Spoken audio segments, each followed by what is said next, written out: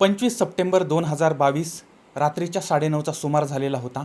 Panvel railway station जे आहे त्यावरती लोकल येऊन थांबलेली होती. त्याच्यामधले अनेक प्रवासी खाली उतरत होते. याच्यामध्ये एक महिलासुद्धा खाली उतरली. लगबगीनं ती रिक्षा स्टँडच्या बाजूला जायला लागली. यावेळेस अचानक कुणीतरी पाठीमागच्या बाजूनं तिला पकडलं आणि दुसऱ्याने तिच्यावरती चाकूनं वार करायला सुरुवात केली.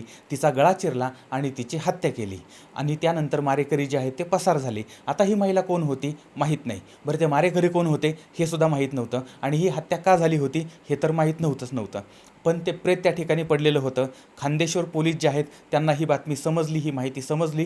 पोलीस या ठिकाणी पोहोचलेले आहेत. त्यांनी त्यांच्या कायदेशीर प्रक्रियेला सुरुवात केलेली आहे. मृतदेहाची झडती घेतलेली आहे आणि यावेळेस महिलेकडे पर्स होती, त्याच्यामध्ये मोबाईल होता आणि यामुळे त्या महिलेची ओळख पटायला मदत झाली होती. आता यावरून पोलिसांनी त्या महिलेच्या नातेवाईकांशी संपर्क साधलेला आहे. महिलेचे पती, सासू सासरे, आईवडील वगैरे जी मंडळी आहेत ती मग या ठिकाणी पोहोचलेली आहेत. आता ही महिला कोण होती तर पनवेल तालुक्यामधलं विहीगर हे जे ठिकाण आहे त्या ठिकाणी राहणारी प्रियंका देवव्रत रावत नावाची एक साधारण 25-30 वर्षाची एक महिला आहे. सुशिक्षित, उच्च शिक्षित अशा पद्धतीची ही महिला आहे आणि ह्या ज्या प्रियंका आहेत त्या प्रियंका कम्प्युटर इंजिनियर आहेत आणि ठाणे भागामध्ये एका कंपनीमध्ये डिजिटल मार्केटिंग एक्झिक्युटिव्ह म्हणून त्या काम करतायत. आता या प्रियंकाचं लग्न जे आहे ते साधारणपणे 4-5 वर्षापूर्वी देवव्रत रावत नावाच्या एका व्यक्तीबरोबर ते झालेलं होतं.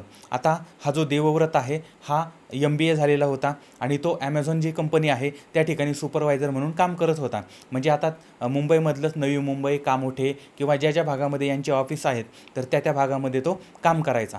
आणि म्हणजे पती आणि पत्नी दोघंही नोकरीला होते. घरची परिस्थिती अत्यंत चांगली होती आणि म्हणजे आर्थिक संपन्नता त्यांच्याकडे होती. तर अशा पद्धतीच्या या प्रियंका ज्या आहेत त्या कामावरून घरी येत होत्या, पण येतानाच त्यांच्यावरती अज्ञात मारेकऱ्यांनी हल्ला केला आणि त्यांची हत्या केली होती. आता या हत्येचा तपास चालू झालेला आहे.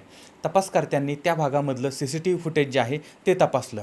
आता याच्यामध्ये काही लोक प्रियंका यांचा पाठलाग करत आहेत हे दिसत होतं. अगदी त्या ज्या ठिकाणी कामाला आहेत त्या ठिकाणी ठाण्यापासून ते पनवेलपर्यंत यांचा पाठलाग चाललेला होता.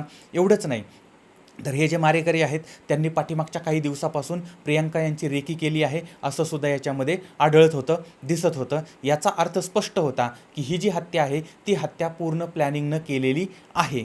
पण अशी हत्या शक्यतो जवळची जी लोकं असतात ना ती लोकं सुपारी देऊन करत असतात. अशी अनेक उदाहरणं पाठीमागं घडलेली होती आणि त्यामुळे तपासकर्त्यांनी सगळ्या बाजूंनी तपासाला सुरुवात केली होती.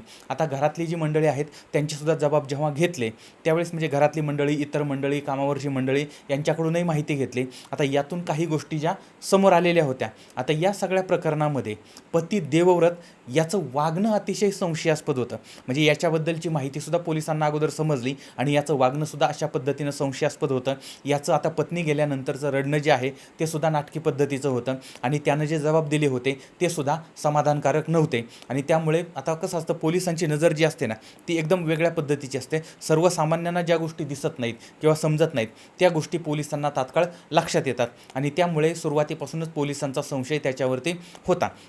पण कसं असतं, केवळ संशय आला किंवा मला वाटलं किंवा असं वाटलं म्हणून लगेच त्याला अटक करता येत नाही. त्यासाठी सबळ पुरावा पाहिजे.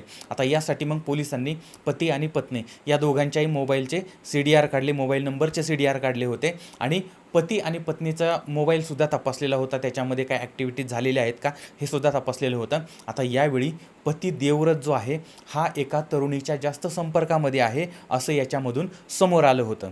आता हा पती आणि ती तरुणी यांच्यामध्ये जवळचे संबंध आहेत ही गोष्ट लक्षात आली. म्हणजे यांच्यामध्ये अनैतिक संबंध आहेत ही गोष्ट लक्षात आली आणि त्यानंतर मग पोलिसांनी ती जी तरुणी आहे त्या तरुणीलासुद्धा ताब्यात घेतलेलं होतं. आता तिच्याकडं सुद्धा तिचा जबाब घेतलेला आहे. दोघांना वेगवेगळं बसवलं, त्यानंतर त्यांच्याकडून जबाब घेतले आणि यावेळेस ह्यातनं जी माहिती मिळाली त्याच्यामधून अजून एका तरुणाला पोलिसांनी ताब्यात घेतलं होतं. आता या सगळ्या मंडळींची सर्च हिस्ट्री वगैरे या सगळ्या गोष्टीमधून प्रचंड धक्कादायक असे खुलासे समोर आले होते. शिवाय यांच्या मोबाईलवरून 2.25 लाख रुपये मारेकऱ्यांना देण्यात आल्याचं समोर आलेलं होतं आणि अजून मग 3 संशयित जे आहेत त्यांनासुद्धा ताब्यात घेतलं. अशा पद्धतीनं पुढच्या काही तासातच पोलिसांनी महिला जी आहे तिची ओळख पटवली, तिच्या घरच्यांपर्यंत पोहोचले, तिचे मारेकरी शोधले आणि काही तासांमध्येच किंवा काही काळामध्येच या हत्येचा पर्दाफाश पोलिसांनी केलेला होता. आता ही जी घटना आहे ती घटना दोन बाजूंनी सुरू होते. आता याची एक बाजू आहे ती म्हणजे पती पत्नींचे, म्हणजे पनवेल या ठिकाणी प्रियंका आणि देवव्रत ह्यांचा सुखी संसार चाललेला होता. दोघंही उच्च शिक्षित आहेत, दोघंही एकमेकांना पूरक आहेत, दोघंही एकमेकांना अनुरूप आहेत, सगळं काही सुखामध्ये आनंदामध्ये सगळं काही चाललेलं आहे. ही एक बाजू, आणि नोकरी काम वगैरे सगळं आहे. आता दुसरी बाजू अशी आहे की मानखुर्द हा जो भाग आहे या भागामध्ये निकिता मतकर नावाची एक तरुणी आहे.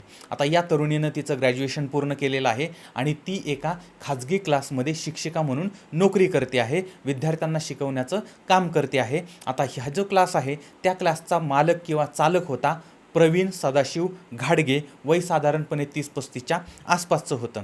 आता निकिता आणि प्रवीण हे दोघंही मुलांना शिकवण्याचं काम करतायत, भारताचे आदर्श नागरिक घडवण्याचं काम करतायत, मुलांना मार्गदर्शन करण्याचं काम करतायत. आता अशा पद्धतीचं पवित्र कार्य करता करता या दोघांच्यामध्ये जवळीक निर्माण झाली आणि ही जी जवळीक आहे ती जवळीक जरा जास्तच वाढली. इतकी जवळीक वाढलेली होती की हिच्यासाठी त्यानं पार अगदी हत्या करण्यापर्यंत मजल मारलेली होती, म्हणजे इतकी जवळीक वाढलेली होती. आता ही अनेक वर्षे अशा पद्धतीची जवळीक होती. मग मध्यंतरी कोरोना आला. कोरोना आल्यामुळे सगळी कामं बंद पडली, त्यामुळे क्लाससुद्धा बंद पडला आणि मग प्रवीणनं, म्हणजे तो निकिताला मदत करत होता, पैसे देत होता, पण आता ते बंद पडल्यामुळे म्हणजे त्यानं प्रयत्न केला मदत करण्याचा, पण ती काही मदत करू शकला नाही. तो मदत करून तरी किती करणार, आणि अखेर शेवटी मग निकितानं याचं काम सोडलं आणि मग तिनं ॲमेझॉनमध्ये अर्ज केला आणि तिथं तिला नोकरी लागली. आता ती ॲमेझॉनमध्ये ज्या ठिकाणी काम करत होती त्याच ठिकाणी, म्हणजे आता काम करायला नव्यानं सुरुवात झाली, पण तिची जुनी मैत्री होती ती काही सुटलेली नव्हती. पण या ठिकाणी देवव्रत हा नवीन मित्र तिला भेटलेला होता. म्हणजे देवव्रत जो आहे तो तिथं काम करत होता, त्यालाही चांगला पगार होता, त्याची परिस्थिती चांगली होती आणि तो हिच्या समवयस्क होता, काही 4-5 वर्षाचं अंतर असेल. आता ही सगळी माहिती निकिताला झालेली होती आणि हळूहळू तो सुपरवायझर आणि ही निकिता या दोघांच्या म्हणजे देवव्रत आणि निकिता या दोघांच्यामध्ये अगदी जवळीक व्हायला लागली आणि त्यांच्यामध्ये प्रेमसंबंध निर्माण झाले आणि हळूहळू यांच्यामधले अनैतिक संबंध वाढायला लागले. आणि काही महिन्यामध्येच यांनी मग आता लग्न करण्याचा निर्णय घेतला. एवढंच नाही तर यांनी मंदिरामध्ये जाऊन लग्नसुद्धा उरकून घेतलं आणि पती पत्नीप्रमाणे राहायला लागले. आता विचार करा, देवव्रत जो आहे त्याच्या घरामध्ये पत्नी होती, त्याचा संसार होता, याचा थोडाही विचार यानं केलेला नाही. त्याचप्रमाणे आपण एका महिलेचा, म्हणजे ज्याचं लग्न झालेलं आहे त्यांच्या आयुष्यामध्ये जाऊन त्या महिलेचा संसार उद्ध्वस्त करतोय, तिला बर्बाद करतोय, याचा थोडाही विचार या निकितानं केलेला नाही. आणि या दोघांनी गुपचूप लग्न केलं आहे, संसाराला सुरुवात केलेली आहे आणि यांचं हे सगळं चाललेलं होतं. आता कसं असतं, काही काळाने का होईना पण या गोष्टी सगळ्या बाहेर येतातच. त्या पद्धतीनं पत्नी प्रियंका जी आहे तिला या गोष्टी समजल्या. आपल्या पतीनं परस्पर लग्न केलेलं आहे आणि तो पती पत्नीप्रमाणे तो बाहेर राहतो आहे वगैरे, या सगळ्या गोष्टी याचा त्या पत्नीला प्रचंड धक्का बसला आणि मग तिनं आता यातनं सावरण्याचा प्रयत्न केला, आपल्या नवऱ्याला समजावण्याचा प्रयत्न केला. एवढंच नाही तर ती त्या निकिताला भेटली आणि तिनं तिला विनंती केली की बाई गं, आमच्या दोघांचं लग्न झालेलं आहे, आता 4-5 वर्षाचा संसार झालेला आहे, आमच्या संसारामध्ये तू विष घालू नकोस, आमचा संसार मोडू नको, असं तिला फार विनंती केली, रिक्वेस्ट केली. पण याचा काहीही परिणाम त्या पोरीवरती, निकितावरती झालेला नाही. पण उलट असं झालं की या दोघांनी, म्हणजे देवव्रत आणि निकिता यांना असं वाटायला लागलं की ही जी प्रियंका आहे ती प्रियंका आपल्या प्रेमी जीवांमध्ये अडथळा ठरते आहे आणि त्यामुळे या दोघांनी तिला ठार मारण्याचा निर्णय घेतला आणि त्याप्रमाणे प्लॅन करायला सुरुवात केली. आणि याच्यासाठी मग सोशल मीडियावरती वगैरे काही लोकांशी संपर्क साधायचा प्रयत्न केला होता.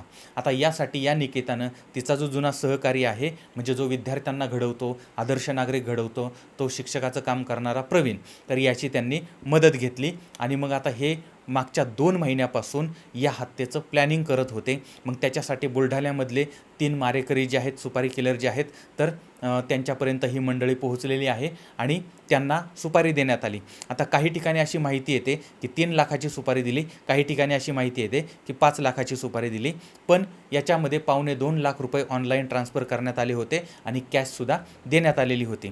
तर अशा पद्धतीनं देवव्रत, निकिता आणि प्रवीण या मंडळींनी हा सगळा प्लॅन केलेला आहे आणि आता त्या मारेकऱ्यांना सगळी माहिती पुरवण्यात आली आणि मारेकऱ्यांनी रेकी करायला सुरुवात केली होती. 15 सप्टेंबर या दिवशी रात्रीच्या वेळी त्या मंडळींनी रेकी वगैरे केली होती आणि त्या प्रियंका यांच्या मागावरती होते आणि मग त्यावेळेस साधारणपणे 9-10च्या सुमारास या मंडळींनी प्रियंका यांच्यावरती हल्ला केला, त्यांची निर्घृणपणे हत्या केली आणि ही मंडळी फरार झाली. पण पुढल्या काही तासामध्येच पोलिसांनी तो पती देवव्रत रावत, निकिता मतकर, प्रवीण घाडगे, त्यानंतर पंकज यादव, दीपक लोखंडे, रोहित ही जी मंडळी आहेत त्या मंडळींना ताब्यात घेतलं. आता या प्रकरणाचा आणि जिचा म्हणजे काहीही दोष नव्हता किंवा काही म्हणजे तिचं काही याच्यामध्ये दोष नसतानासुद्धा तिला शिक्षा भोगायला लागली ती होती प्रियंका. तिची हत्या झालेली होती आणि ती हत्या तिच्याच पतीनं केलेली होती आणि ते पण आपल्या प्रेयसीच्या म्हणजे बरोबर आणि त्या प्रेयसीच्या मित्राच्या मदतीनं. आता या लोकांना वाटत होतं की आपण सगळं म्हणजे आपण शिकलेले आहोत, उच्च शिक्षित आहोत, आपण जे केलेलं आहे ते पूर्ण प्लॅनिंगनं केलेलं आहे, त्यामुळे आपण पकडू जाऊ शकत नाही, अशा पद्धतीनं यांना वाटत होतं आणि आता आपल्याला एकत्र राहता येईल वगैरे वगैरे. पण पोलीस त्यांच्यापर्यंत काही वेळातच पोहोचलेले आहेत आणि त्यांचं सगळं पितळ जे आहे ते उघडं पडलेलं आहे. आता जी माहिती माध्यमातून समोर आली ती मी तुमच्यासमोर मांडण्याचा प्रयत्न केलेला आहे. या गोष्टीचा अजूनही तपास चाललेला आहे. कदाचित नवीन माहिती, वेगळी माहितीसुद्धा आपल्यासमोर येऊ शकते. आता जर तुम्ही या भागातील असाल आणि तुम्हाला जर याबद्दलची वेगळी किंवा नवीन माहिती असेल तर तीसुद्धा खाली कमेंटमध्ये जरूर कळवा. आता या सगळ्या प्रकरणामधून आपण धडा काय घ्यायचा? सगळ्यात मोठा धडा आपल्याला या ठिकाणी मिळतो ते म्हणजे दुसऱ्याचं वाटोळं करून, दुसऱ्याला बर्बाद करून, दुसऱ्याचं नुकसान करून, दुसऱ्याला कमी लेखून किंवा दुसऱ्यासाठी खड्डा खोदून कुणीही जिवंत राहू शकत नाही. ज्याला त्याला त्याच्या कर्माची फळं भोगायला लागतात. दुसरी गोष्ट, आपला संसार वाचवण्याची जबाबदारी ही फक्त एका व्यक्तीची नाही आहे, तर ती जबाबदारी दोघांचीही आहे, दोन्ही जोडीदारांची आहे. पण जर समजा एखादा जोडीदार चुकीच्या पद्धतीनं वागत असेल तर दुसऱ्या जोडीदारानं त्याला समजून सांगण्याचा प्रयत्न करावा. पण जर समजा ते ऐकतच नसेल तर त्याला म्हणजे अशा पद्धतीनं घटना होण्यापेक्षा त्या व्यक्तीपासून दूर राहणं आणि तुझं तू बघ, माझं मी बघतो, अशा पद्धतीनं जीवन जगणं, हे जर केलं तर मला वाटतं की अशा पद्धतीच्या गोष्टी कमी घडतील किंवा घडणार नाहीत. आणि लक्षात ठेवा की काही मनं अशी असतात किंवा काही नाती अशी असतात जी विटलेल्या भाजीसारखी असतात आणि विटलेली भाजी कितीही गरम केली तरीही ती ताजी होत नाही. बरं, आता याबद्दल तुम्हाला काय वाटतंय ते सुद्धा मला जरूर कळवा. पुन्हा भेटूया पुढच्या भागामध्ये उद्या रात्री 8:30 वाजता. तोपर्यंत धन्यवाद.